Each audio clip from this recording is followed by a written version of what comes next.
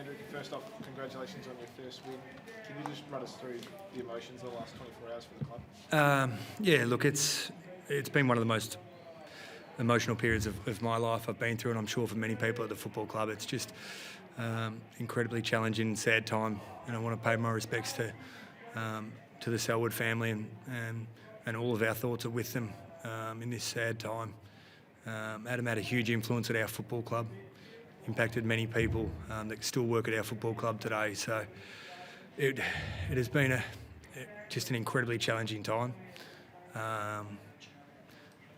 And I just thought the way our players represented our football club today was somewhere just that I am and we are incredibly proud of in challenging circumstances. I just thought we played the game in the right spirit. How did you, I suppose, navigate to get them up for this game, considering the emotions? Because it wouldn't have been easy, I can imagine. Yeah, look, there's no right way to do it. We just we were just open and honest and raw, and we let people just have whatever feelings they had. And we just, when we got here today, we just asked people to play in the right spirit and put their emotions into being a great teammate like Adam was. And we got the performance we got. In terms of the way they played, it just seemed like that hunger intensity was next level. What did you make of all that? Yeah, look, from the game, I think we did. I thought that was probably our best pressure game we've had for the year. In my opinion, we've been building the last month. Like, I know the results haven't gone our way on the scoreboard, but I do feel like our game's been growing. And we just were able to put a few phases together for longer tonight.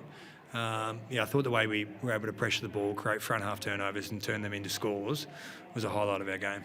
It looked like the clearances were getting out of hand in the first quarter. What did you do to even that up after that? Look, we didn't change too much. It was an interesting battle in the clearance game, as you will have seen.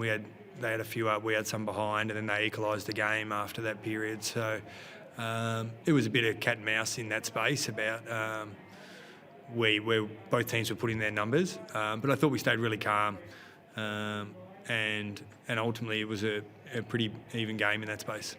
They looked, Andrew, like they might have been able to make a bit of a run sort of halfway through the fourth quarter. How important was it for a few of your players to stand up and convert those set shots? Yeah, it was. And I think, we've been in winnable positions a couple of times this year, and we spoke about it during the week, about leaning into those moments, about not being scared of winning. Clearly it's been a challenge for us this year. But we thought people owned their moments in the last quarter, which was really important. And I think you're right, they did challenge us a lot in the last quarter with the way they were moving the ball and their speed. And I just thought our maturity and some critical moments late for our players, not just late, the whole quarter, it's pleasing to see, and we'll look to reward that during the week. Do you view that as an important part of the players and the team's development? Oh, I think it's massive. Yeah, I think you have to learn to win. Like, to be in moments like that, we want to live in the moments where we have chances to win all the time. And there's absolutely a skill in being able to win. When the game's tight and it's at its most pressure and 50,000 people are screaming at you. So, yeah, great reward for our players, and we'll look to fuel that and use what we learnt in that last quarter from a winning perspective during the week. The move of returning Oscar Allen to the forward line, obviously it worked. We know his skill up there, but how proud are you of him after weeks in the back line to be go up there and have that performance? Yeah, I think what it shows you is that Oscar's an absolute team man. He's played where his team's needed us to play him all year, and we'll keep working with Oscar in that space. Whether he does need to play forward or back, it'll be determined by where the team needs him to play, and he's been great in that space. Tactically, you made some moves today. The Kelly move in the last quarter. I think Hoff swapped on a few different guys. How do you reflect on your day as a coach today, considering it got you your first win? To be honest, like I'm probably, yeah, I'm probably not thinking about that, to be honest, Mitch. Sorry, mate. I'm just, there were some things that worked for us today, but ultimately it was the players that got the job done today.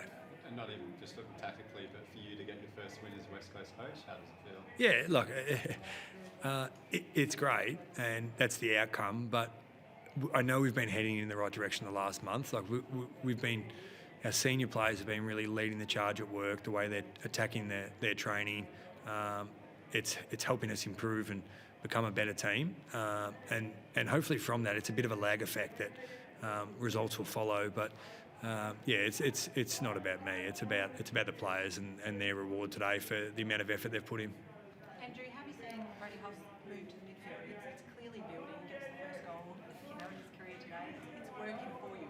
Is it moving? I've been at Hoffy all year to kick a goal. Every single training, I'm stirring him up. So, and I think you can see the players, the way they celebrate at Hoffy. He's an incredibly popular member of our team, but I'd made it clear he hadn't kicked an AFL goal for a while, so that's why they celebrated so hard. I think he's really growing in the role. He's been a wonderful defender for this footy club for his period of time here, but we think he's got more scope in his game.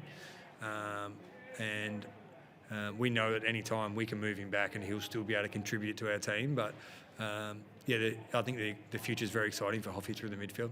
Matto, unfortunately, looked like he did a calf. Do you have any idea how bad that is at this stage? I haven't heard from medical. I just spoke to Matty and he doesn't think it's too bad. We'll go away and do everything required to get the results from the scan and work from there. Matt Flynn as well, looked like he injured that shoulder, but obviously played out the game. That was only minor, I assume? Yeah, look, I saw it live and then didn't get anything from medical, so I assume that means that's a good sign. Nothing came through the line, so hopefully he's all good. And is McGovern out of concussion protocols now? I'm not actually sure of the answer to that question right now. Thank you. Thanks, guys. Andrew.